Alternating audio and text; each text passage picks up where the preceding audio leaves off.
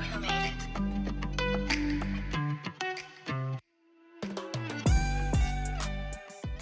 it.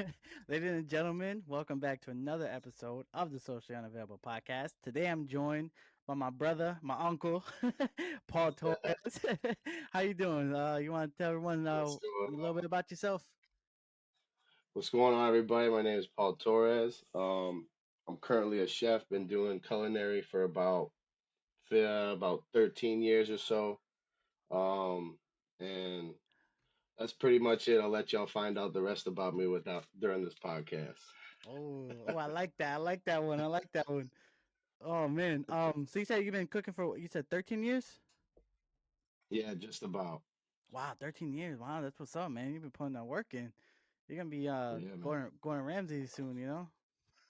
Yeah, I don't want to be the next Gordon Ramsay. I want to be the first me. You know what I'm saying? So I'll take a little piece of everybody. I'll Oh. take a little piece of everybody else. No shots fired nowhere. But it's just, you know what I'm saying? Like I'll take what I can get and make it my own. No, no, no. I like that. It's not like I'm not. I don't want to be someone. I want to be next someone else. I want to be next me. No, I like that. I Hmm. like that a lot. I like that a lot, man. So yeah, that's what we got on the podcast today. Very hyped. The get him on here, talk a little bit about himself, a little bit about his chef journey, his music. I know he loves music. So do I. We just we Yeah, man. music does something to the soul. but Yeah, it does a lot. It does a lot for me. A lot of creativity comes from within music for sure. Oh, okay, good, good. We're gonna get into that too a little bit. So obviously we could start at the very beginning. How'd you get into culinary arts? Uh, I couldn't even tell you. I think more or less, just like growing up watching these culinary shows on the Food Network and just watching everybody. Like for me at first, it was Guy Fieri driving around his little Chevelle and just like trying food, and I was just like, yo, if I could be that, I'm set. But it ain't all that. So but then you kind of figure out that that's what I like to do. That's what I love about it. I love getting the reactions about people. You can feed someone a dish they've had for 15 years and they had it from me or somebody else from the first time and they're like, that's the best dish I've had. Like, so Mm. that's kind of like, like that's kind of like what I go for. And I mean, bro, I'm a chubby kid. I love to eat. Why not cook? Oh Hey, there you go. Me too. Hey, man, I love eating. So yeah, man. that's what's up. So Guy Fieri, really. So the guy really got the spark in you. Yeah, more or less. Like I can't I can't stand like the Hollywood that he has become. You know what I mean? Mm. Mm. I like that chef that like Gordon Ramsay, for example. You see a lot of people in the kitchen like actually doing stuff rather than just going around and trying food. Like, yeah, man can cook, but like I don't like how he's become Hollywood. So Mm. Mm. I'm a I like to consider myself a kitchen warrior. So like I'm Ooh. not saying he can't throw down, but I'm just saying like I love being in the trenches. I'm the adrenaline junkie when it comes to kitchen. Oh, that's what's up. So since that it sparked the kind of interest of cooking, did you look into school? Did you go to school? Did you get trained? I did. I actually went to culinary school fresh out of high school. Did I think it was like a 12 or a 13-month program and then another 6 to 8 months externship. So I had to go find a job. They had to sign off on paperwork to make sure I was working. So like I started in the kitchen about 17, 18 years old. So and I was working at like some hole in the wall pizzeria. Shout out Alpha's Pizza over here in Connecticut. Holla at your boy. Like those guys are the ones that put me on the map, man. Like I was Mm. doing a lot of shit from scratch. I was making pizzas, meatballs. Like it was more like a very Italian type of food, but it was a bar. So Mm. like I was feeding a lot of drunk people, and I've had people come up to me who I've just had fed them a burger, and they've given me a $5 tip, and was like, "That's like, back to what I was saying before. That's the best burger I've ever had. I've been coming here for 20 years, you know." So it's like there's a Ooh. lot of things that spark that interest that it's like makes you feel good about doing something. You know what I mean? Mm. Wow, that's awesome. So pizzeria, that's where it all Yeah. began. Yeah, I can't stand making pizzas now, but I love that's what built me to who I am now. Yeah, Yeah, for of sure. course. You gotta start somewhere though, right?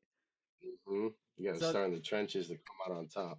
Of course, you gotta start somewhere. Start deep in the trenches. Mm, But that's for what's up. So sure. right after high school, straight into school, you did your schooling and then went to a pizza shop. Or during school, did you work at the pizza shop? So like I went to Lincoln Culinary Institute out here, and so that I was like I said I was in there I think from 2011, I think it was October 2011 to the following May of 2012, Mm. and then from then on out I've been pretty much outside of culinary school. I didn't get my diploma till I want to say May of 2013 because I had to finish the externship, meet the Mm. qualifications, so on and so forth. So I like to say I've been cooking for about 13 years, professionally about 12, but I've actually been, you know what I'm saying? So I've been Yeah. getting my hands dirty for a while. Man, that's what's up. But So now, so we're starting. You come out of college, you go to school, and then you start the pizza shop. I want take us through some of the challenges that you had coming up. Getting into the culinary world. uh, man, you're really challenged, like channeling my little PTSD right Yeah. here. But Oh no, no, no, no. Oh man, we no, don't no, want no, that. I'm playing. I'm playing. So man, I think for me the most was trying to hone in my knife skills, Mm. the repetitiveness, getting down the muscle memory, and that for me was most important because believe it or not, my first kitchen class, I clipped the tip of my middle finger off clean. Yeah. So, and that kind of was just like maybe if I, just kind of learn the motions over and over again. And Mm. then, I mean, I can't necessarily right now look away and cut. I've cut myself way too many times to try to trust myself like that. Yeah. But, so just trying to get the fundamentals down of cooking. I was taught in my culinary school, like there's Johnson and Wales, there's Culinary Institute of America. My Mm. school was a technical school, so we were taught, you know, every recipe isn't verbatim. It's just a guideline. You can tweak it, you could take some out, add something in, so we were taught to kind of just use our creativity into basic culinary. Wow. So, and that's kind of like it was very, very difficult for me to get these knife skills down. Like I've literally just gotten the whole cut against the finger thing, and I've been, like I said, I've been doing this for a Oh. minute. Like so, there's been too many times where I'm just like I can't hold certain things the right way, and I'm just like I Mm. don't even try it. So Mm. it's just because I feel like with anything, with sports, with culinary, with anything you try to do, if you just learn the fundamentals on how things are supposed to go, how Mm-hmm. things are done, and you just kind of like learn your way of getting it done, like, and just like, I feel like everything else will just fall into place. I can agree with that because and also just the repetitiveness of it of just Oh constantly yeah, getting into the flow of like the same thing with basketball. You practice shooting every day. You practice catching with football. I can only imagine the same thing with cooking. Like you said, trying to get the knife skills down of cutting like this and make sure you don't cut your finger yeah, off. yeah, exactly. Yeah, exactly. And it's just like there's a lot like for me now, I've noticed that I'm a very horrible teacher when it comes to cooking. I'd Oh, rather just have you watch me because I can't explain like, all right, when these start to look like this, that's how you just know. Like, mm, but there's terminology for it. You know what I mean? When they start getting translucent, when the vegetables start to sweat, when the sauce starts to thicken, it's just like, no, like when the shit starts bubbling like lava, put some cheese in it. So like that's how I teach. So it's like very, I'm just, I can't explain like, just like how it is like in in the culinary world. But like if you just sit back and watch somebody do something mm-hmm. and I mean, you can learn something on YouTube. Watching a video, trying out for the first time, doing a TikTok, same thing. So, but yeah, man, it's a wild world in the kitchen, behind the I, scenes. It's I wild. I can imagine. I can imagine how it is. I did I worked at Perkins for like a year, maybe half a year, and just back there on Sundays was insane. I couldn't. You gotta be a Dude, different type of person to be in the kitchen. bro. And I mean, your aunt too, Titi Susie used to work at Dutch's, a fast food chain out here, and their Hmm. breakfast was slamming. She refused to do breakfast shifts. She just said the same thing. She's like, you got to be a different type of beast to try to serve hundreds and hundreds of people in 4 or 5 hours. for real, because Like, it is a different type of breed doing that. mhm, But for so sure. during this time of you're coming in, you're getting into the culinary world, was there any moment where you knew like this is it, this is what I want to do for the rest of my life, or did you have any other ideas of what you wanted to do? I want to say I had that mentality going into the culinary school, Hmm. but it wasn't set for me literally until I want to say 2017, like Oh a couple of years wow. after I got out. Yeah.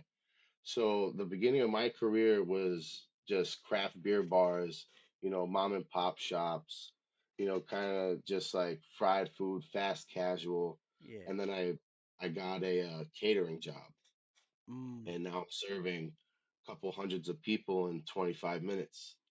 And like we were doing weddings of 300 people, and we were serving them plated dinners in a half an hour. Dang. You take, yeah, you take your lady out to a nice restaurant, you get yourself a steak, a half a chicken, you're waiting that long just to get your meal, but you know it's going to be good. You know Yeah. what I'm saying? Yeah. And so it's just that the science behind it of catering is what kind of was just like, oh shit, yeah, yeah, I want to do this part of it. I want to do that part of it. Oh, okay, so Like, you lean more towards of the catering then, not so much of yeah, the kitchen I can't. kitchen. No, I can't stand the sound of the fucking ticket machine, bro. I cannot stand the sound of it. Yo, that I think I understand because that gotta be where the PTSD be guy coming in and hearing that. Yo, yeah, you hear that? You hear that for 12, 13 hours a day. You go home, you hear that shit in your sleep. That ain't cute, man. Definitely not. It's definitely not. So now I would imagine that over time it changes, but during this time, was there like a specific dish that you love to make? Um, I don't necessarily want to say there was a dish. It was more so like just creating a variant of a dish. Mm. So like you had chicken parm, for example. Like, all right, cool, have chicken parm. All right, you want it on a sandwich. All right, chicken parm grinder. All right, put vodka sauce on it. Add this, add that. Ooh. Put a bolognese sauce. Do something different with it. Serve chicken cutlets this way. You can even do a steak bolognese or a steak vodka sauce. So I want to say like I've kind of just basically surrounded myself with Italian food. I was Mm. raised by an Italian mother, so I've been around this food my entire life. It literally started till I started dating your aunt is when I started being more immersed with Spanish food. And Mm. me being half Puerto Rican, I always ate the food. I never learned how to cook it. So Mm. it's like little by little, but my favorite dish, I want to say, bro, basic chicken cutlets. Those Ooh. just just like a basic chicken cutlet. You could throw it on Yeah. rice, you could throw it on a sandwich, you could throw it on pasta. It don't matter. You can eat it as is. That's Like, true. Yo, my wife loves chicken cutlets. Whenever we make them, forget about it. Don't worry about there'll be dude, extra or nothing. She got I'm you. eating the whole pack. I'm eating the whole pack, bro. Now chicken cutlets, man, with some white rice and some beans. Oh my goodness, I can mess that up all the time, Bro, man. And like that you said, you can shit's have it multiple ways, even on a sub with some yeah. marinara And it's sauce. like, Oh, yeah, fucking. We can have it as like a little lettuce, tomato mayo on it. Just a little nice chicken cutlet sandwich. oh Little man, bacon, avocado. man, I'm gonna be Anything. hungry by the end of this. We got a long way to go, Yeah. bro. So now moving through your career, right, as you continue to grow and you learn everything, in the kitchen, there's a lot of teamwork. Everyone trying to do their part, and you just got to do your part to make sure the kitchen runs, smooth. How does the Right. kitchen you currently work in manage that? So in the beginning, I would want to say, me being an arrogant little man coming out of culinary school, I Oh, thought I knew everything. mm, So it's like, I'm fresh out of culinary school. I'm worth $55,000. Pay me, and they're like, who the hell are you? Like, I don't even get paid that much. You didn't want to pay you that much, you know? And yeah, so it's like more so in the beginning of my career, I want to say it was my cockiness taking over my confidence. mm, So a lot of the people I've worked with, at least for me, were not team players in the beginning. Mm. They more so because they weren't respectful of me. Like, yo, Okay. this kid's just running around being a hothead, like whatever, running his mouth. He wants to say he could do all of it. Let him do it all. Mm. Because now I'm that guy. You Oh. know what I mean? Yep. So like, you have some kid fresh hot off the streets at a culinary school thinking he can run the whole kitchen. Go ahead, and it's not easy. No, it ain't. It's not easy. Mm. So to overcome that, I've just more so just bit my tongue, put my head down, and you work. If they see that you can work, they will help you. You got to show everybody that you can do what they can do and you can do what you need to do. And then if push comes to shove, yeah, everyone's going all over the place. You need something done. You're not just relying on Jared to get it done. You could have Yeah. Paul, you could have this person, you could have that person get it done.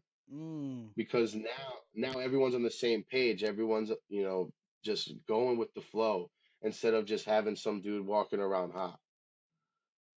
Wow. Okay. So Wow. That's like some that's good what I insight. yeah. So I guess moral of the story is just put the work in. Gain the respect of your peers and your coworkers, and shit'll go as smooth as it needs to. So then, in the beginning, when you started, you like you said, you came out, you're like, "Oh, I got this. Pay me my money. I'm gonna run this kitchen." Yeah, So, so I did going, not have it. but so you learn pretty quickly that you gotta just like you said, to keep your head down, do the work, and they'll You take the got to put time out of the their hours day to work on you and teach you the ropes. in. Exactly. Oh, okay, Because that's believe it or hmm not, a couple years ago, I took your Uncle Sammy under my wing, fresh out of the military. yeah. He needed a job. So I was like, all right, you can come work with me in the kitchen. I said, all right, cool. So I was like, I literally need someone who breathes and takes orders. He goes, I've been doing it for 4 years. Let's go.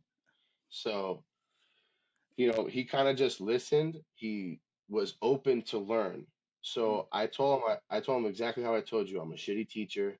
Just watch how I do it and mimic. If you can't mimic, ask questions. I'll answer it to the best of my ability. That's all I can do. So, and it's just, you see him just transforming into an actual little cook, this little protege of mine. And then you got the kids who have been doing the front. And mind you, it's just like where we were working was just tenders, fries. We were working in the aquarium, but him and I were doing catering. mm. So believe it or not, people were getting married at aquariums. They were having bar mitzvahs there. Getting married by the seal tank, taking pictures with the octopus, shit like that. But and it's just it's I'm just rambling at this point, but like No, you're fine, bro. You're fine. We want to hear it. We want to hear the stories. We want to hear all it's about just you. yeah. And so it's different when you got someone who's willing to learn and then someone who's just coming in and just wants to run shit. You want to run shit, I'll throw you in with the wolves. Mm, Learn everything. I'm not going to teach you how we cook it. I'm not going to teach you when it's supposed to be out. I'm not going to teach you nothing. that's So scary. that's how I was taught. That's how I was taught. I came in hot and everyone's like, all right, motherfucker, you want to do it? Go ahead. All right, how do I do it? No, no, Uh-huh. no, no, no. Like, we're not going to tell you. You said you know how. Let's do it. I mean, honestly, So, and I think honestly, like depending on the type of person you are, sometimes it is it is good to learn like that. If you ask me, like just get thrown in there and you pick up everything. But then you also have the people who are just like who can't get it done if they unless they're taught correctly. So it has its good and its bads. and that's what I expect a lot of people to learn the same way I did, bro. In culinary school, I failed every single written exam, every single one. Oh, I was never a good test taker. I never took notes in class. I always just stared at the board and just ran it through my head the whole class. But when it came to the hands-on parts of the culinary school, I aced everything. mm. And so that's what made me pass. All of my friends who passed with me in culinary school are like, "Yo, how did you graduate with high honors?" And like, you bombed every test. And I was just like, "Hey, I put the work in when it mattered, bro." And that's all literally when it mattered. And that's what's up. So now, so since you're talking about the aquarium and everything, and since it sounds like you have experience of cooking for weddings and like kind of these big events, how do you keep the food kind of consistent, or does it change every time you cook them? So it all depends on the menu. Mm-hmm. So, you want to think about, so say you have a wedding on Friday. I'm not going to start prepping stuff till Wednesday Okay. because if you have a little more time, it's you don't know, you lose power, something shorts, something like that, then now you're in the temperature danger zone when it comes to food. Now you're putting a lot of people's lives at risk. Mm. So, and obviously, depending on what certain things are, like sauces, for example, if something's like mayonnaise based, vinegar based, very acidic that you or like pickling, you could cook that or make that beginning of the week. It's not going to go bad by the end of the week. I mean, like pico de gallo, I wouldn't necessarily make on Monday and serve it Friday because it'll just become mush. But Mm. like, you can make a cheese sauce. If you store it properly, it'll last you for fucking 2, 3 weeks max. So and like it's just like proteins. I don't prep till the day before or the day of. I would love to do the day of, but if it's a lot of people and we don't got a lot of hands on deck, you gotta do what you gotta do. And cooking wise, everything a la menu, everything to order. Like I don't like sandbagging. That's the term. Like say you're at a restaurant, you're getting fries, you're getting slammed at McDonald's. They just start dropping bags of fries, dropping bags of this. Oh. That's sandbagging because who the fuck knows if you're gonna sell all those? Now Mm. you True. don't. They're gonna sit there. They get shitty. Now you can't serve them. All that. There goes that money. Mm. There goes your raise. You know what I mean? Yeah. So it's more so trying to figure out what you can prep ahead of time Mm-hmm. that can can last. And with more acidity, if you don't even have to cook it, you can cut vegetables. Like say you have roasted vegetables, cut them up, put them in a bin. If certain vegetables you got to soak in water, put those separately, soak them in water. Root vegetables, carrots, celery, parsnips, potatoes, have them all separate, soaking in water. And if you want things to go, because if you start seasoning on a Tuesday and you're cooking them on a Friday, all the salt, all the acidity, and whatever marinade you will have draws all the moisture out. Now they're soggy. Mm. All that water's on the pan. So it's more so trying to keep everything consistent and just to order. I don't care if it's you're serving 2 people or 200 people. If we can do it to order, let's do it to order. Cook Okay. everything day of. Got you. Prep So it that's two how. days in advance and just cook it day of. Okay, so that's how you stay consistent of the to the best of your ability, and it really all really depends on the menu. Correct. So, like, say you got a wedding and they got five past hors d'oeuvres and this and that, and then if you know you can make them ahead of time and freeze them, go ahead and do that. Pull them out the day before, the day of. Now you got those set aside, so on and so forth.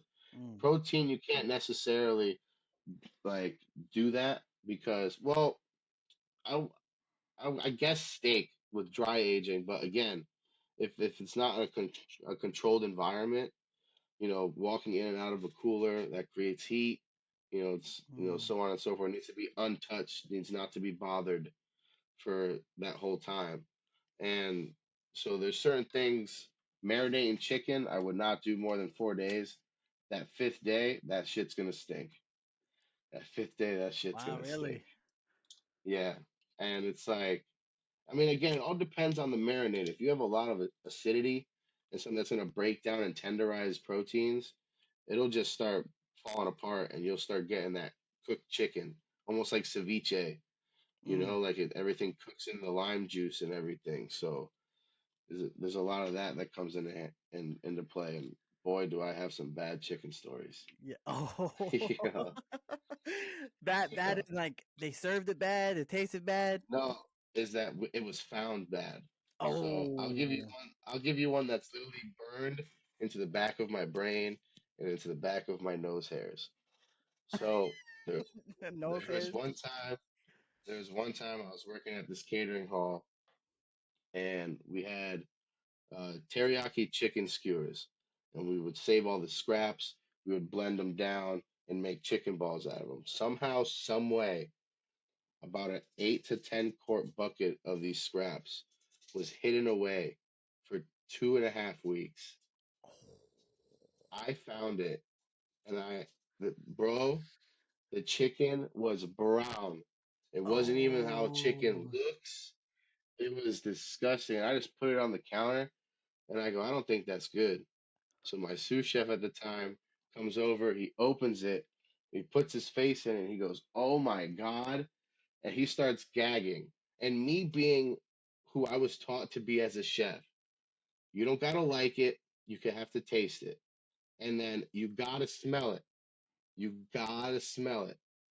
And I don't know why or how, but that's always been how I've taught and done everything.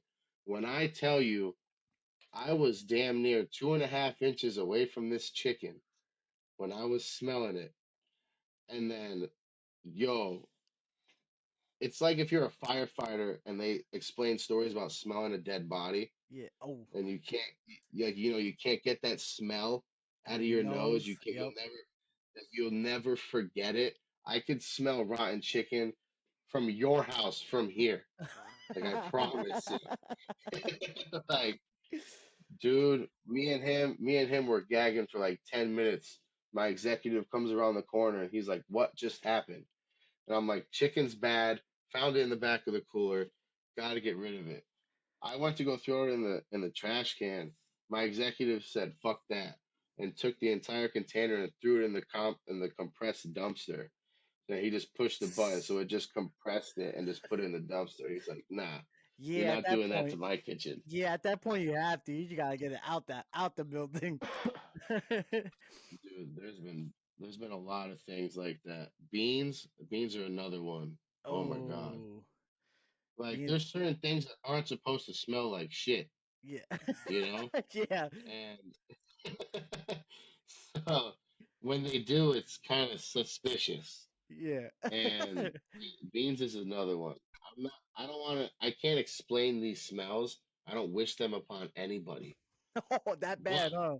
if you have an enemy, bro, holler at me.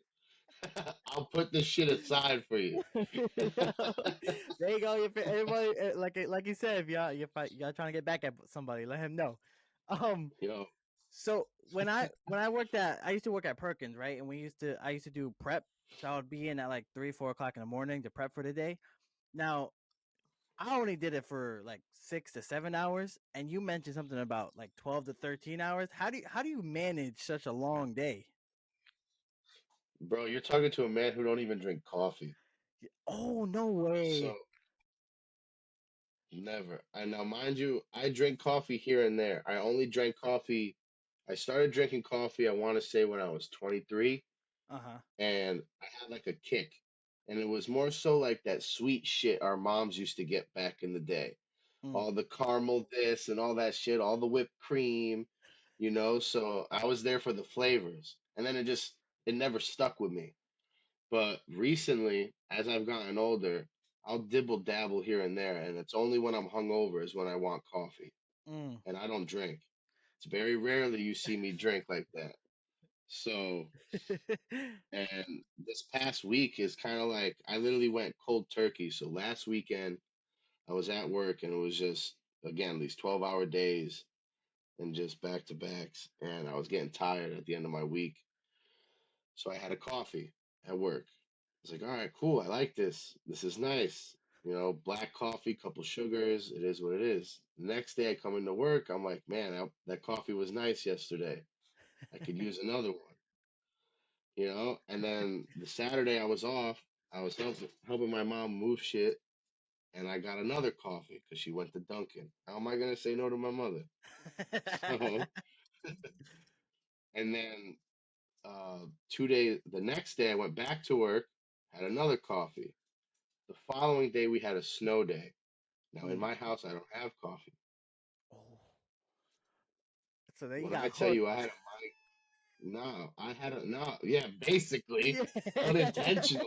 Yeah. I was just like, man, I like the taste of coffee. Like it's not like, You know, it's like, oh, I don't like cocaine. I just like the way it smells. Yeah. You know, Yeah. you know. So we got snowed in, and I had a fucking headache Yep. from 7 a.m. to 4 o'clock the next morning, Oh my bro. goodness. All Oh. day. Oh I my was taking goodness. Advil. Like we had food. I was like we ordered Chinese food. I was like, fuck it, I'm gonna eat myself to sleep, Yeah. like Yeah. something. And bro, it was terrible. And then Man.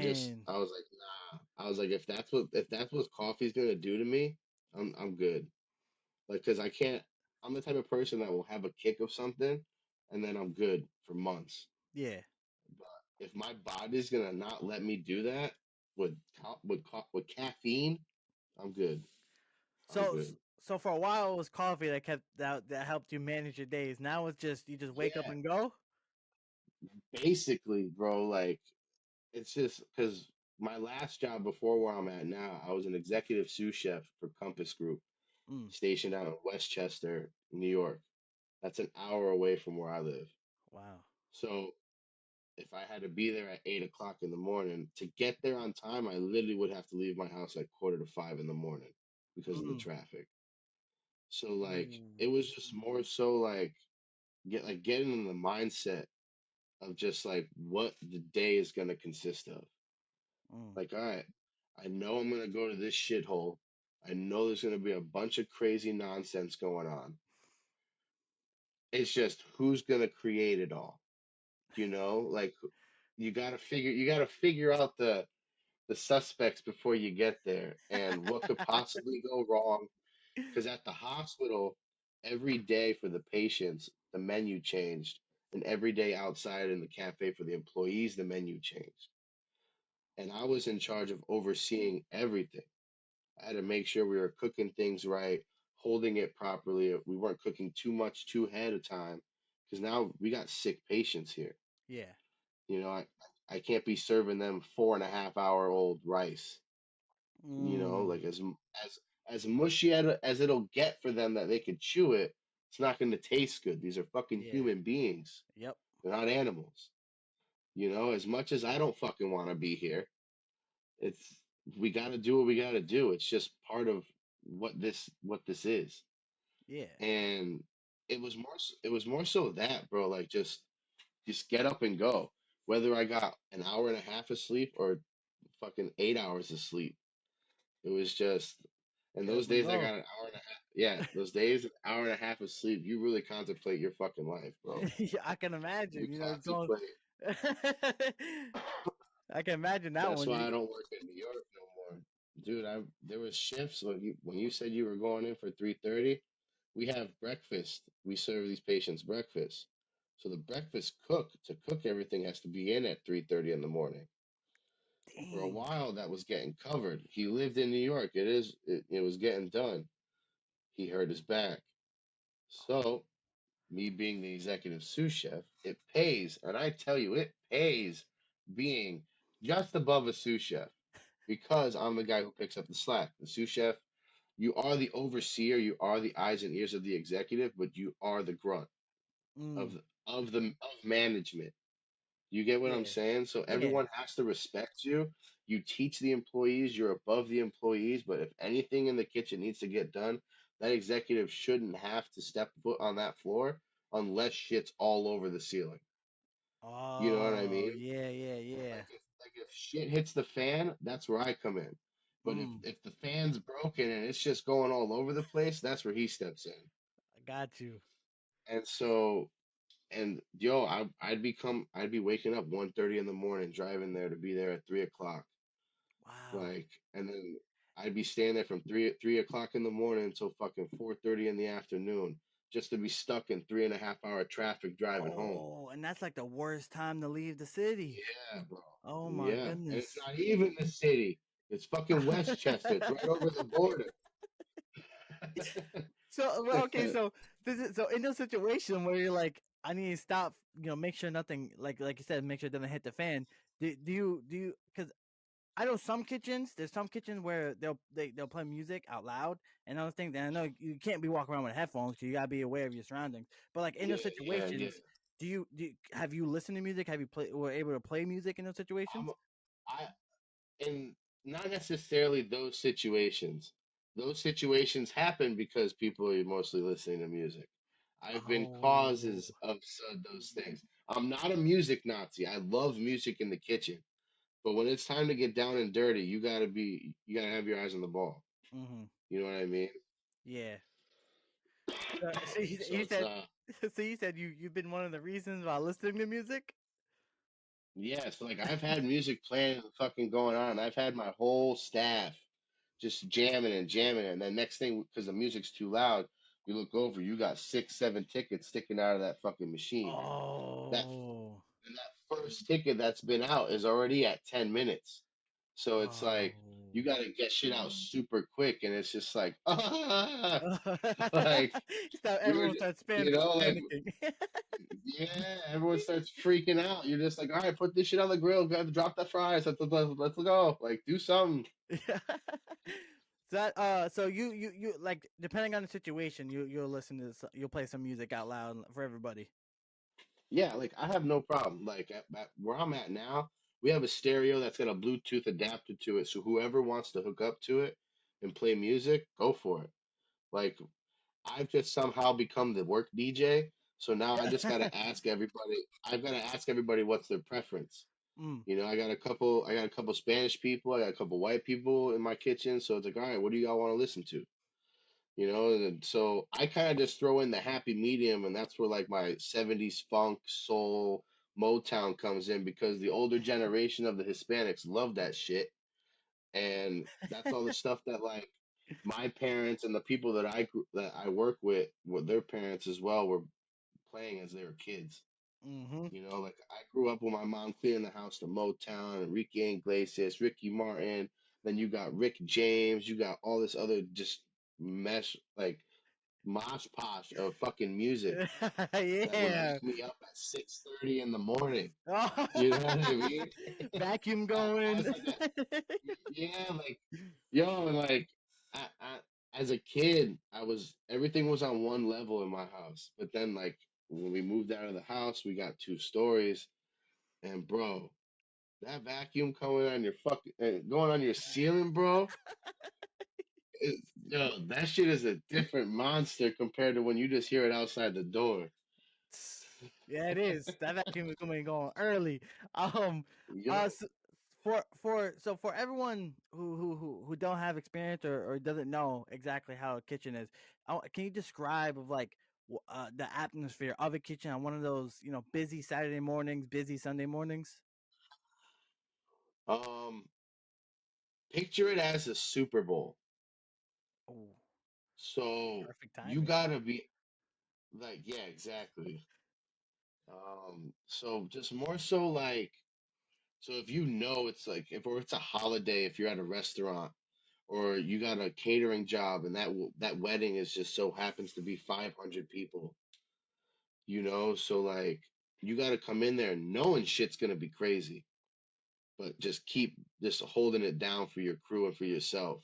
The minute that leadership role in the kitchen starts to fold, it's you know what I'm saying, the rest start to break as well. Mm, So you got to come in there with I don't care if you hate your fucking job. Hate it, but just do it. You know? Like that's all you got to do and you got to focus. You got to mm, focus, you got to have everything stocked up. I don't give a fuck if you don't go through all your prep that you go through as long as you got it now. You know what I'm saying? I'd rather have too much asparagus than not enough. Now I got to go cut some. No, I don't want to do that when we got a house full of 250 people that just sat down at a restaurant. mm. Like, there's been days, bro. I've worked at restaurants for. I've worked at a 12-hour shift, and we've served 2,400 people. Like, Oh, shit's wow, that's a nuts. lot. Wow, That's I can nuts, imagine bro. that day. Bro, like the minute those doors open, they're not even open yet, and people are standing outside at the door waiting to come in for their reservations. Mm. and it's just I didn't realize that day specifically.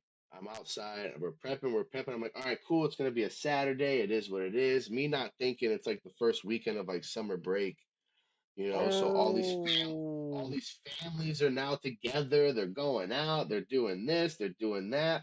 Let's go get breakfast before we go to the mall. Let's do this. Let's do that.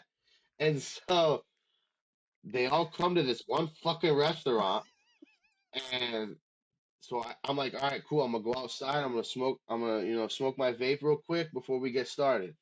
I walk outside and I hear like when you're standing outside for waiting to get into a concert, you hear the murmurs of everyone standing in line. And I'm like, yo, what the fuck is that noise? Cause and I just look around the corner and there's a fucking down. So like, here's the door, bro. Like down the block to the stop sign at the corner. People are waiting to come in. Filled the entire restaurant, sat them down, fed them, got them the fuck out, did it all over again for 12 and a half hours. 12 hours is insane. Bro, like, and it's just, like I said, you gotta come in there ready. Drink lots of water, liquid IV. Mm. They're not, they're not a sponsor, Yeah. but, That's funny but because I love liquid IV. I was about to say that shit. I didn't believe in that shit until one day I wasn't drinking a lot of water. Hmm. And pop one of those after halfway through a shift when you got some downtime and you're prepping, bro, You brings you felt, back to life. yep, you felt rejuvenated. You I was ready like, to all right, go. let's get spanked one more time and then we can go home. Yeah. So since you're talking about like the 12-hour days and how long the days are, what like tell us one of the craziest stories you ever had in the kitchen. Bro, that's a very broad question. Oh, So really? yeah, so there's a lot of crazy days, Mm-hmm. but there's a lot of different styles of crazy days. Mm. So I've had crazy days as me being an employee. I've had crazy days of me being management. I've had crazy days of me being a helper, not even supposed to be a part of anything. So it's like, all right, the most craziest day, I was I was with Sammy. Shouts out to Sammy. Shout out to Sammy. He'll remember this story. So, him and I were working at the aquarium. My buddy had brought myself along, and he needed another guy, so I brought Sammy. He jumped ship 6 months into the operation, leaves myself, the other sous chef, who I know nothing about, and Sammy to basically run a cafe at this aquarium and the catering operation because something happened with him and the catering director, and he got all butthurt because me and the other sous chef were working on ideas because we had a 750 fucking person gala coming up. Like, I'm not just gonna sit here and wait for it to show up and not have anything planned. You're leaving. I already know you're leaving. Let me plan for it. You get upset about it. That's not my fucking problem. Mm. You you don't want to talk about it. That's not my fucking problem either. Mm. I'm just covering. I don't get mad because I'm covering my ass. So push comes to shove. He dips. Me and the sous chef sit down. I go, bro, what are we doing? Like, I don't know you from a hole in the wall. So what we did to get familiar with each other was back to back to square one. You get thrown in with the fucking wolves. So now we're doing paperwork, we're doing ordering, we're meeting up with reps, we're doing this, we're doing that. And so months go on. I'm just trying to paint this picture for y'all. And this gala is happening. Was it the gala? I don't know. It might have just been a regular event. Um, but we had a taco station and some person called out. It was just myself and Sammy and the sous chef. And the catering operator was a bitch and she was rushing us, doing this, doing that. And so my chef at the time, well, but the other sous chef, I'm just gonna start naming him Chef Rick. He's probably one of my I worked with him only for a year and a half, but that's my guy. He's taught me a lot. I learned a lot from him in a year and a half. He was literally traveling from the Bronx every day to Norwalk, Connecticut on a train to come work with me to Wow. hold this bitch down. Yeah, that's my guy. So anyway, he's like, all right, Paulie, I need you on the flat top. I need this, this, this, this, this. All right, cool. Boom, boom, boom. All right, I give him it. He goes, where are the peppers and onions? And I go, all right, I'm about to fry them. He goes, all right, cool, cool, cool. But I go, but do we need them? I was like, I'll cook them off. But back to my thing, I don't want to cook off if we don't need it. Shit starts going bad. He never answered me. So I didn't cook it. So then he comes back. Now we have while this shit's in shambles, we're trying to run this food down. We have a lot of important people in the building that's in our company because they're down an executive. So we're literally trying to plead our case on how we should run this place. So we have a corporate chef, we have a corporate district manager, we have a corporate general manager, and we have like another traveling chef, like all just watching. They're not even fucking helping. They're watching. So fuck them for not helping. But and now mind you, I'm keeping it cool because he's not answering. I'm asking Sammy, what the fuck are we doing here? And I was like, just move the food, get it in the elevator, move it down to the ballroom, just go. And now mind you, I got all those important people sitting on the other side of me on the outside of the cafe where the flat top is. And here comes Chef Rick yelling at my face, where the fuck are these peppers and onions? And I'm just yelling. I'm not even yelling back at him. I said, bro, I asked you if we need them. You never answered me, so I didn't want to waste product. He goes, of course we fucking need them. And now, mind you, all these important people are behind us. So, like, I was just like, all right, cool, whatever. And they all came to me and they were like, yo, like, are you guys good? I'm like, yeah, that's just how we are. Like, that's just literally how it is when you're in the shits. You could ask Sammy. Sammy will tell you, I'm an asshole when I'm behind. Like I become an asshole. So at, that party was fucking bad. That party went Man. terribly. At the end of the night, me and Chef Rick, we went to go in the office. I'm following behind him, and he slams the door in my face. In the moment, in the moment, I was like, this motherfucker, because the door locks from the outside, not the inside. So you have to be management to have a key to get into the office. I didn't have my keys on me. They were in the office. I didn't care about that. But in the moment, I'm like, yo, this motherfucker just slammed the door in my face. We argued the entire elevator ride up here, and now he just slammed the door in my face. I go, okay. So then I just went back. I didn't fucking pay him any mind. And then we sit down in the office and we hashed it out. You gotta lay shit on the table to get over it. Mm. And then him and another chef, bro. I'm telling you, there's a lot of stories in different categories. Yeah. But it's just so I was again a sous chef. He was an executive, and this is when I was working in New York. Something happened. Food wasn't right for the patients. I'm trying to cook something. He blew up in front of Chef Rick again. Blew up in front of me in front of employees. Mm. Chef Rick, if you see this, I don't mean to put you on blast, but you know what the fuck you did. All right. So I didn't pay any fucking mind to it. Now, if he knows this or not, that's on him. I'm not the one to talk my business, but every fucking employee in that building was like, you're too good of a guy to still be standing in this building working after he just put your shit on blast in front of everybody. Mm. I was like, he's not the first chef to do that. You know what I'm saying? Like, I've been humbled many times in my career.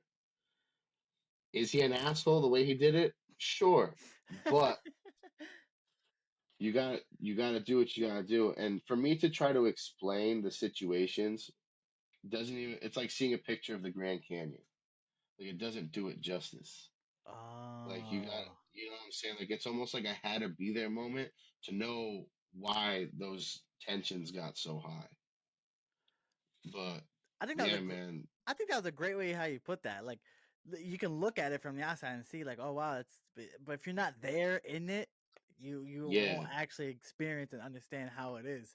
Like that's a like So, like for example, like the moment in the Super Bowl. I mean, if you watched it when Kelsey came off the sideline and was yelling at Andy Reid, Oh you yeah. know, we can be like, oh, dude, like what the hell? He's an asshole. But you're not playing that game. You know, like there's a lot Mm. on the fucking line with that game, and if shit's not going right, it doesn't matter who you're yelling at.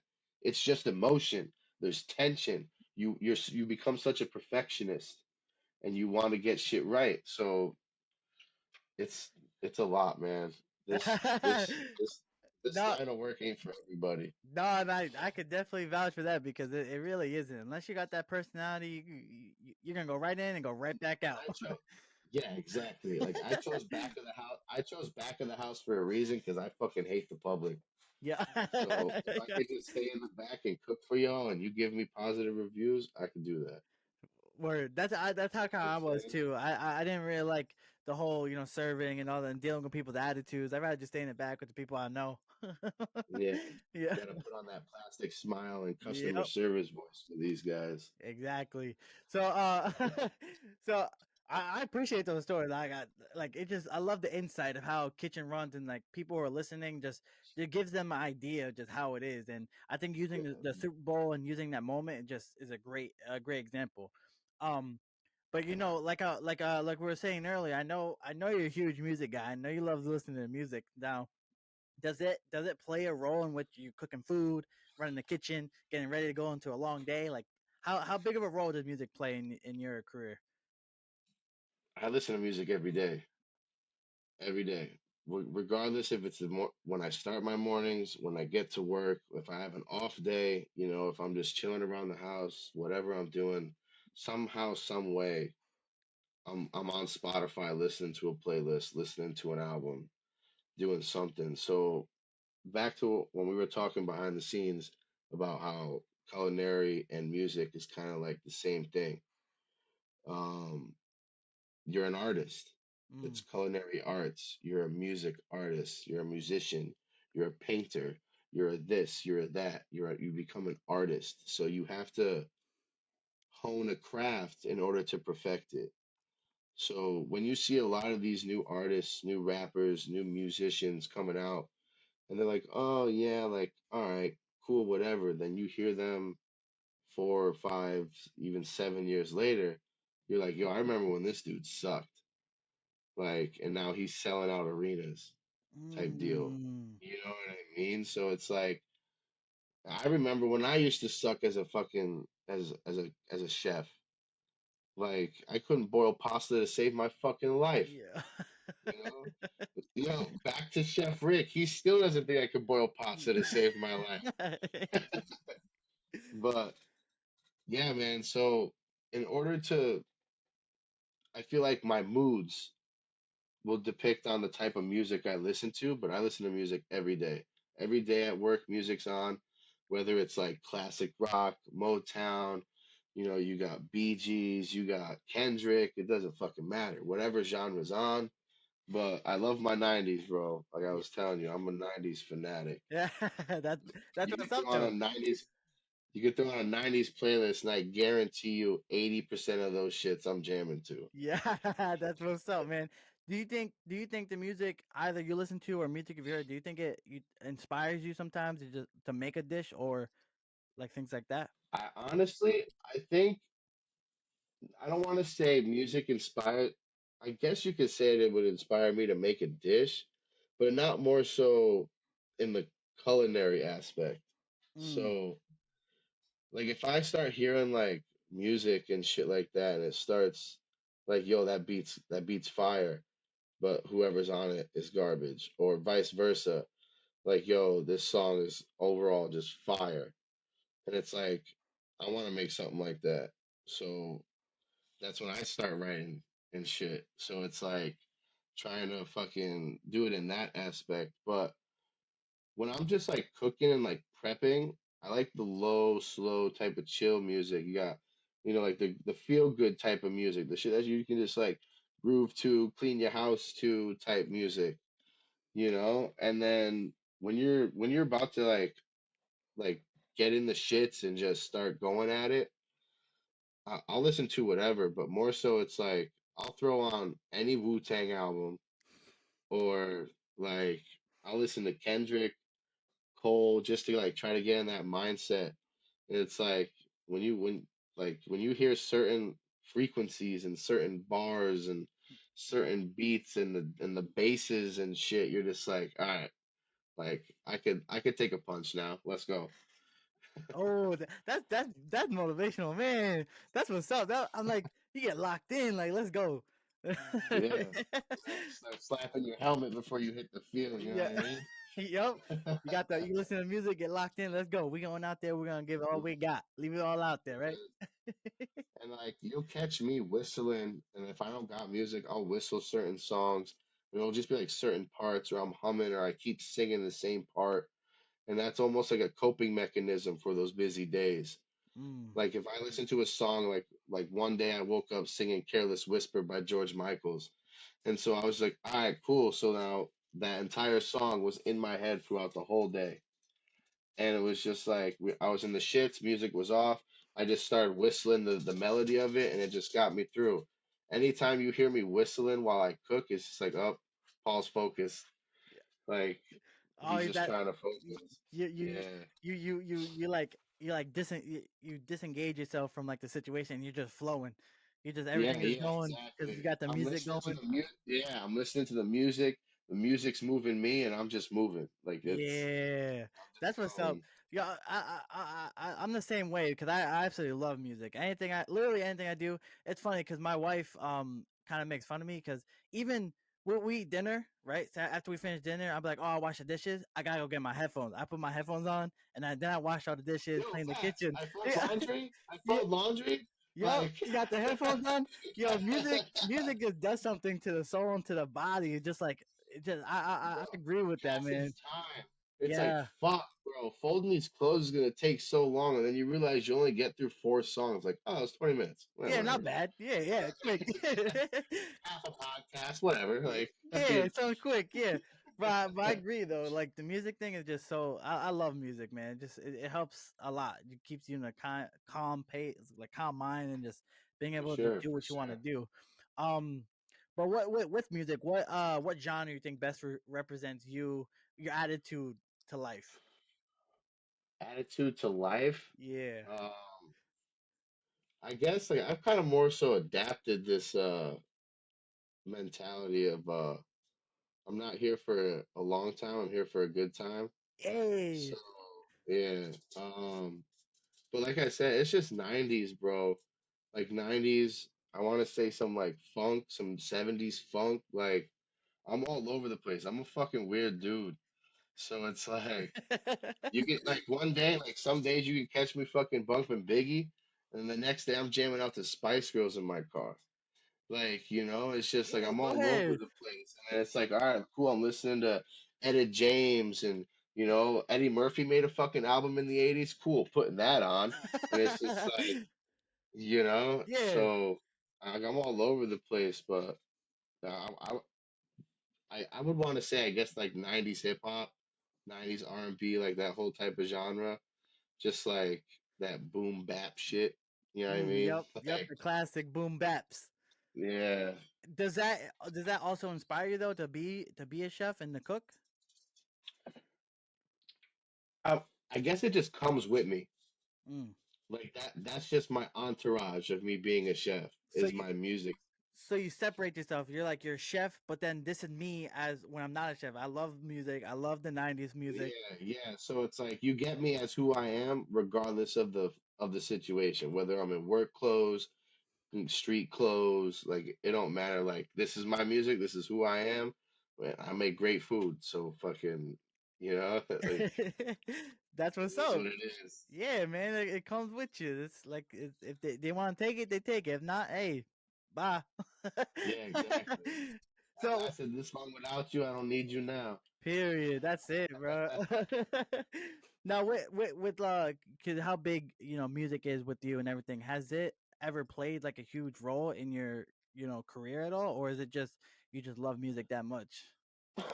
I mean, I've loved music like a lot. I've more so gotten more of a grasp of music. I want to say like after I turned like 18 when like oh man, I was listening to this shit when I was like 12. This song's fucking foul. This is Yeah. like, like we're listening to this shit like teen nights. Like, what is going on? And so I've always like listened to music, but like I guess like when it comes to culinary, like I said, and just like who I am and just like being like a fucking weird dude, like it's just my moods, whatever mood I'm in. The music you hear me listening to can tell you what type of day I'm having, Mm. more or less. So it's like Susie knows, like if I'm listening to like the Damn album by Kendrick, like I had a rough day. you know, Yeah. or like if I come home listening to like rap, hip hop, or whatever, like it was a long day, or that's just might be the mood I'm in.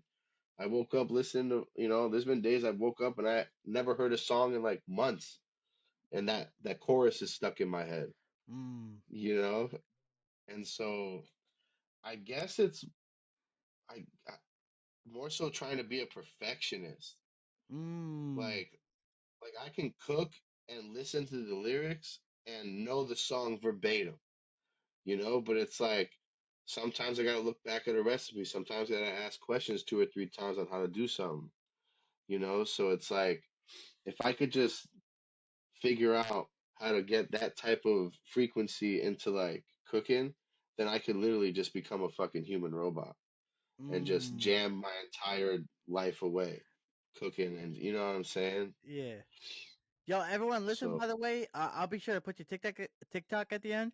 This man do be freestyling. My man be putting spitting bars. yeah, So a little bit, a it little bit. it be going hard. So I'll make sure y'all go check that out. Um, that is kind of like on the fly question because I think this is a like a really good question because of how far you moved through your career. If you could, Yeah. talk to yourself at the age of when you're coming out of school, what is one thing or a couple things that you would tell him like to prepare himself? You ain't shit, bro.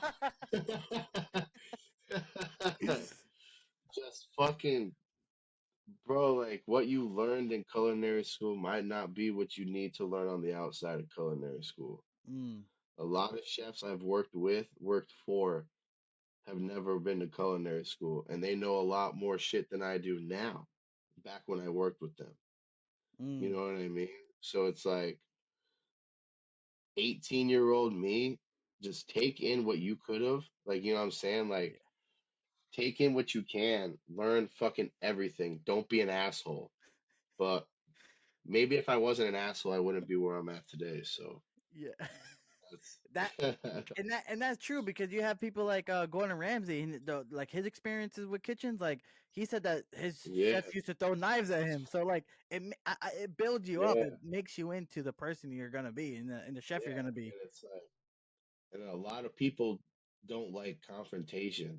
I Mm, don't. I can't stand confrontation. But if I'm right, which it only hap- which only happens in the kitchen. yeah. Uh,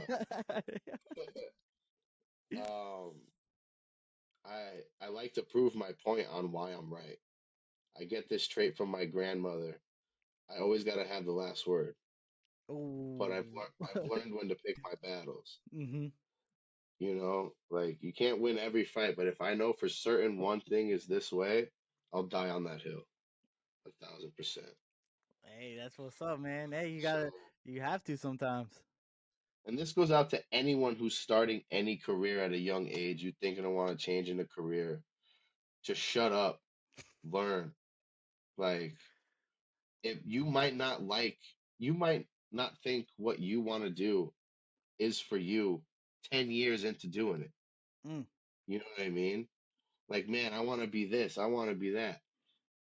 I fucking, there's been countless times when I've wanted out of this business.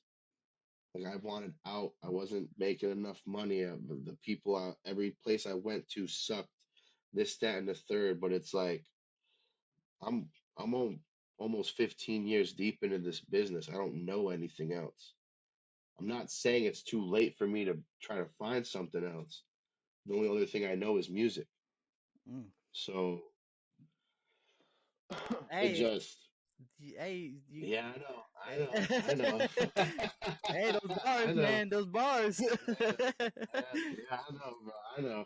But just anyone who wants to try to do anything, just go in with it with an open mind. Mm, Like you might have your heart set on being the best fucking computer engineer, and then like halfway through your schooling, you're just like, why did I do this? mm. This shit's a lot of work. Yeah, yeah. That's funny that you say that So because my wife, she went to school for design management or something, right? And she spent 4 years going to school, and then she finishes school, and she realized that she wants to do something else. So it's so funny because and you can change your career at any time. So, but a quick question with for right with sure, huh? I said for sure. Sorry, I'm Yeah. trying to get these dogs out, bro. No, you're fine. You're fine.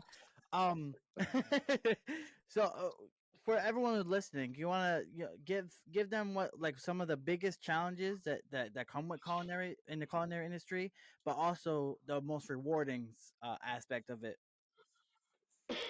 The biggest challenge, pleasing everybody.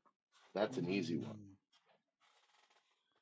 I could cook the same risotto for the same amount of people every day. There's always going to be that one person. It's too soupy. It's too hard. Whatever might depict something, and then you gotta butcher the food. Someone like for me, how do you eat your steak, bro? I get medium well, medium rare. I think You get it medium, bloody? not super. I can't do Okay, all super. right. So yeah, so I will never eat steak with you. Yeah. So and it's shit like that. Like for example, like I've worked at a restaurant where they would ask us to butterfly a 10-ounce fillet and cook it till it was fucking black. They're Oh. like, that's how I want my steak, and I'm just like me as a chef, I can't do it, but I'll do it. So trying to please everybody is probably one of the hardest things you could possibly do in this industry, Mm, regardless what aspect of this industry you're in. mm, You can never always please wedding guests, like clients, when they kind of try to book events with us. Like we might have certain dishes, and they're just like, okay, yeah, this is good, or we might have certain things, and then they want it a certain way, and it's mm, like, yeah, we could accommodate, not a problem. But then it's the accommodation part of it. Is that now, all right, cool. Oh, but they accommodated that on my wedding. You should book with them. And so now you got everyone coming in trying to switch shit up. mm, So it's not a bad thing. I'm not one to turn away business, but it's just trying to please everybody is probably one of the hardest things. and then And yeah, the what's reward, what's the most rewarding? satisfaction of guests. Like, Mm, bro, like there's been times when I was working at a catering hall out here and we did a wedding of 750 people. dang. Like, it went smooth. And like everyone was like, yo, it was beautiful. The food was excellent. This and that and the third. Like, we'll definitely tell people about this place.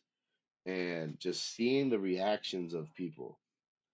Like, like at least with where I'm at now, I have a lot of like off-site weddings. So we do a lot of things at like mansions and like fields and shit like that. So you see a lot of different places, which almost like, wow. Like, yeah, I might be cooking stuff in an oven on the back of a box truck, but it's like, yo, we're serving, like, and it's still good fucking food. Like, and it's just like, it's wild. It's like, dude, we're literally cooking as homeless people, but it's like, it's fine dining because they want to have a wedding at a Christmas tree farm. Like I Mm, like dude, that place was beautiful. You drove up this road, you had trees that would be ready this year, next year, 5 years from now, 10 years from now, like all this shit. And there was a nice view where it was set up, but it was nice out. They got set up outside. So there's a lot of things you gotta do, but when you execute that shit and it goes smoothly and everyone loves everything, bro, that's what we do it for. That man, I'm getting goosebumps talking about it, bro. Like oh man. that's the shit that I do it for. Like, and believe it or not, I've never cooked for your grandparents before. So No. it's like, and those would be the ones that would be the hardest for me because your Mm. grandmother's picky. Yeah. So I can feed your grandfather whatever I want. It's just got to be good, Yeah. you know? And so, and that's the thing is that I aim to please people so high because I've been doing this for so long. And Mm. if I don't like the dish might be fucking perfect. But if I don't like the way it came out, I'm not gonna like it. I'm not gonna care if you liked it or not. Like, all Mm. right, yeah, you liked it, cool, yeah. So it was edible, is what you were saying. Was it Oh perfect? wow. It was edible, you know? So like that's when I get those reactions and everyone's like, "Oh my God, it was so good, this and that." Like that's it's good, but it's gonna be hard to cook for certain people, man. Mm. It's hard to cook for a certain demographic. I can imagine that one. You know, it's so Like, funny because I seen this movie. It's called Burn with Bradley Cooper, and hell yeah, I've and seen that too. and I feel like that plays such a great like it gives you such a good insight of exactly how a kitchen like that runs. Yeah, and even the show The Bear, I don't know if you've seen that I on have not Hulu. got into it yet. I'm gonna get into it though. That I'm telling you, bro, I've never smoked so much in a 25-minute episode. I done smoked a whole fucking jewel pod in one episode, bro. That shit. it, I it, was it trying. it reminds you, huh? Yeah, there's an episode. There's an episode. There's like it's like 12 minutes long, and it's just everything's going crazy. I don't want to give too much away, but Susie and I are watching it, and I'm sitting here like freaking out. And she's just like, "Yo, are you good?" And I'm like, "Yeah." And then the episode ended. She's just like, "Wait a minute." It's like, "It's a 10-minute episode." I was like, "That's all it takes. That's all it fucking Yo, takes. It's for wow. something for 10 minutes, not even 10 minutes." Back to the story I was telling you earlier when I had my staff jamming with the music. 10 minutes, those tickets were sitting there. All it takes for shit to go wrong. It And doesn't that's even it. need that long. And then you're playing That's catch up it. for the rest of the day. For the rest of the fucking day. Man, so anyone listening, if you have seen it yet, if you've seen it, then you understand what he's talking about. If you haven't, go watch The Bear. Watch Yeah. Burnt, right? I think it's Yeah. called. Go watch I those. think Just so. it just gives you a good insight of exactly how these Yeah. kitchens run and how crazy it is and how much time and effort goes into it. You gotta have passion, you gotta have heart to be in this industry, and you can't be soft. You Mm. gotta be able to take criticism. Yep. That's Not what's up. like your chef can tell you how to cook something, and if he doesn't fucking like it, he'll throw that shit right out and tell you to do it again. You might have to cook one dish 100 times Mm. before you get it right. You know what I mean? But that's back to honing a craft. Yeah, but it also challenges you and pushes you to just Oh be a yeah. great chef at the end of the day.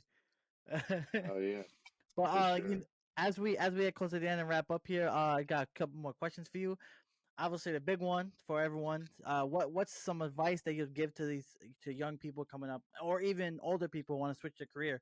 What's some advice you would give them to getting into culinary arts? Man, if you want to come into culinary arts, you better know what the fuck you're getting yourself into. No, I'm just playing. It's it's not what it looks like on television, I'll tell you that. It's Mm, nothing. And I've worked with a guy who was on 2 seasons of Hell's Kitchen, and it's like it's not what it's all coped up to be. It gets hot. It's hot in the kitchen. There's no AC nowhere. You know, like you got a mm, lot of shit going on. You're around a lot of hot stuff. You might be around a lot of people who might not like you, and you have no idea why. But back to what I was saying before, you just put your head down, you work, you mhm, learn. Do the shit nobody else wants to do. Do the shit nobody mm, else wants to do. That's the quickest way you'll go up the food chain. No one wants to fucking mop the bathroom. Guess what, Sally? Start mopping the bathroom. You're the one who's gonna get the next promotion. mm, Not fucking homeboy over here who didn't want to do it. He's been here for 10 years. You know what I mean? Like, mm, so just come in here with an open mind. It might not be for you. It might be, but Take criticism, bite your tongue a lot, find someone to vent to. Do not become an alcoholic. Mm, Do not become an alcoholic. I've seen a lot of people in this industry revert to alcohol, myself included, in the beginning of my career. After long shifts, oh, fucking, the bar's on the way home. We may go have a drink, and then it's 4 or 5 days in a row, and it's not good. Not mm, good. A lot of chefs go down that alley too. mm. Wow. So So, just, no, go ahead, bro. yeah. I'm good. No, I really I appreciate it though, but and I appreciate you being real and just honest, man. Because sometimes people just sugarcoat everything and tell them like everything they want to Yeah, hear, and I appreciate you, being real and just letting everyone know it's not all yeah, what it caked out to be. It's yeah. it's it It's gets not all serious bells in and there. whistles, bro. You Yep. get your ass kicked on a daily basis. In the culinary field, if you don't hate your job at least once a week, you're not doing it right. Mm. You're not doing it right. And I hate my job almost every fucking day. Yeah. So. He's doing something right. Yeah. Oh man, no, I appreciate you though. So and then anything like obviously where can people listening find you? Do you have any plans for yourself? Do you have any plans to do cooking shows, anything like that? Oh Switch your man, career I to got a rap? lot of. I've been trying. I don't know about whole cooking shows. I would love to. I don't necessarily have the proper connections that a man would need, nor the proper training other than culinary aspect. But I mean, you can find me on like, I don't know, Instagram, Facebook, fucking TikTok. I couldn't even fucking tell you my handles right now. Yeah, I got you. Um, Don't worry, I got you. I'll put everything in the show notes in the description if they want, so they can if they cool. ever have any questions or anything, they can reach out to you. Oh yeah, for sure. Anyone who's got any type of culinary questions, feel free to message me. Whatever you guys got any private events going on, you need someone to cook for you, holler at me. Oh, there you guys Um, go. There you go. like If I'm anyone, basically yeah. like an open book. I am in Connecticut, not where he's at in South Carolina, but if y'all are in the tri-state area, New York, New Jersey, Pennsylvania, Connecticut, I am willing to travel out there to come cook for y'all. So, Wow, that's huge. yeah, That's man, I've huge. just been fucking I'm hustling. I'm just trying to do something, just trying to make something of something. You know what I mean? I hear that. So you'll see me on TikTok with a few more freestyles here and there. Maybe I'll throw up some culinary food, Yeah. Yeah. but nothing too crazy. Nothing too crazy right now. Just trying to live my life before the fame. You know what I mean? Yeah. There we go. I like that. I like that. That's what's up. No, I appreciate you coming on. I'll be sure to put all your information in the show notes. Like he said, if you guys are interested, if you guys need someone to cook or anything, he's more than happy to travel in the tri-state area. Hell Not where I'm at. um, yeah, yeah. I so mean, if you need me out there, it's gonna be a bit more pricey, but I mean, we could talk. We'll talk. hey, you might But that one person might be listening right now and be like, I got this thing coming up. I need this man. This is yeah, so yeah. there you I go. mean, yeah. If there's anything you want to see on what we do, what I do for on a day-to-day basis, shouts out my job, Barasa Catering. You can find them on Instagram as well. They post a lot of our shit that we do. They don't tag me in a lot of shit. I couldn't tell you what's mine on there and what's not, but everything's all consistent. Everything's beautiful. Everything's delicious. Mm. And fucking bro, appreciate you having me. It's been a long time in coming. It's been a long time in the making. Uh, and just fucking positivity and blessings to you, brother. I appreciate you. I appreciate you, man. Thank you, everyone, for tuning in and listening. We'll be back next week with another episode. Thank you again, Paul. Yes, sir. Continue to, be Yes, great. Continue sir. to cook, and just I'll see you on the next. I'll see your listeners on the next one. I'll see you Yes. when I see you. I'll catch you on the flip side, homie. Be good. All right, you too.